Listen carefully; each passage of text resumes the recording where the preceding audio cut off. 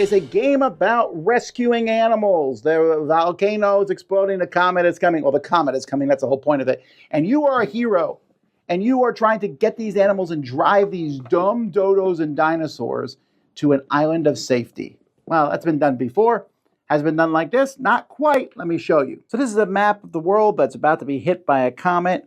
Each player is going to have this in front of them, and each player is going to have kind of a hero here that's going to be helping manipulate the different animals and get them to safety. Each of them has a special ability that you will be able to tap and use. Now, you have these saviors. These are these little tokens that you have, 1 through 3, and you're going to have a handful of cards.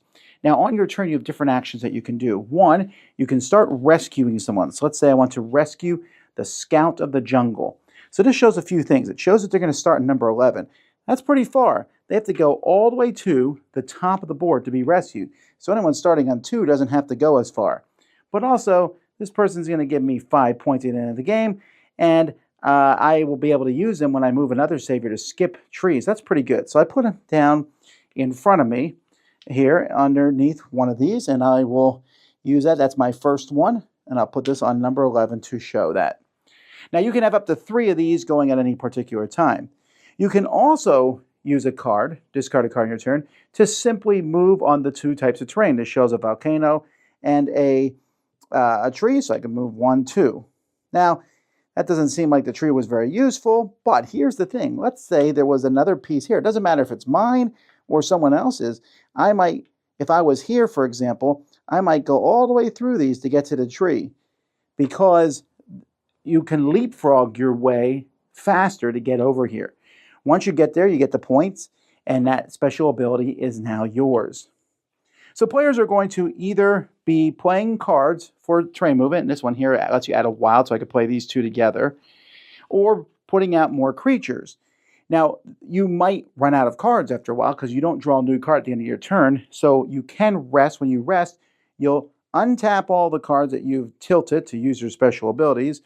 You will draw a new hand of cards, and you'll get one of these gold cards over here.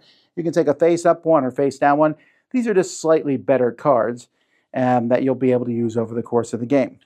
This gray deck that you have will be split slightly in half, a little bit less, and when the big chunk of the deck you're using runs out, the other half comes into play, but that's also signaling the end of the game.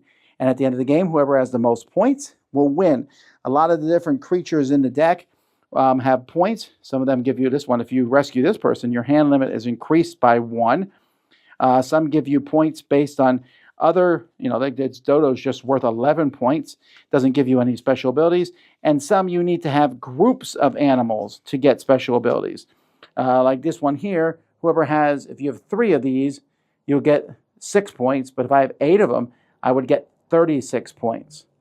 Anyway, most points is the winner. Comet, by the way, Dawn of Extinction, is a fun, light game that I found to be a lot of fun. It feels in many ways, this game is from Fun Tales, but it feels like a Freedom and Freeze game in some sense, because you're playing these cards, putting them in front of you, and you're trying to pick the location, but then you play other things, and you're moving stuff around and hopping over and trying to be as economical as you can when you move. And then you rescue an animal, now you got a special ability, now you got points.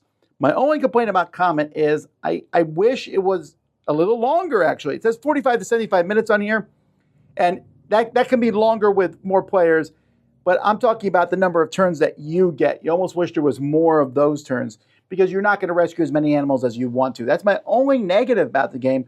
Other than that, I find it to be very enjoyable. Trying to pick the animals, the artwork's good. The idea that you're like these little, rodents and stuff riding on a dino's back, like, go to safety, we're going to make it. That part is fun, and I like that concept. And there's so many different animals, and then the gold animals are better animals. It's using other people to leapfrog over them. There's like that fun interaction in this game. It works with families. This is a pretty solid little game that has not got a ton of buzz, but definitely one that I think that you would like playing. It's just charming to play. And you get to make choices in it. Do I want to start all the way back here? Do I want to start closer to the front? Which one do I want to do? And I think it all comes together in a nice way. That's Comet. I give it a 7.5.